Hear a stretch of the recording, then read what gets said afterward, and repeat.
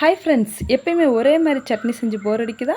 இப்போ இன்றைக்கே இந்த சட்னியை ட்ரை பண்ணுங்கள். உங்கள் வீட்டில் உள்ளவங்க உங்களை பாராட்டே தருவாங்க. சூப்பரான சட்னி எப்படி செய்யலான்னு பார்த்தலாமா? அதுக்கு ஒரு பேன் அடுப்பில் வச்சு சூடானது கொஞ்சமாக எண்ணெய் சேர்த்துக்குங்க.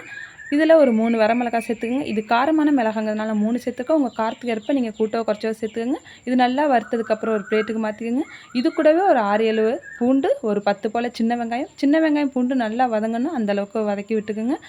இப்போ நல்லா வதங்கிடுச்சு. இதில் ஒரு கொத்து கருவேப்பிலை, கொஞ்சம் புளி, கொஞ்சம் வெல்லம் சேர்த்து நல்லா வதக்கிக்கோங்க. இது கூடவே ஒரு கைப்பிடி அளவுக்கு நிலக்கடலை சேர்த்து நல்லா வதக்கிட்டு அடுப்பை ஆஃப் பண்ணிவிட்டு இதில் கொஞ்சமாக தேங்காய், இந்த சட்னிக்கு தேவையான அளவு உப்பு சேர்த்து நல்லா வதக்கிக்கோங்க. இந்த சூட்டில் இதில் ஆல்ரெடி நம்ம வதக்கி வச்ச வரமிளகாய் சேர்த்து நல்லா ஆற விட்டுட்டு சட்னி அரைச்சிட்டு வந்துடலாம். சட்னி ரெடி.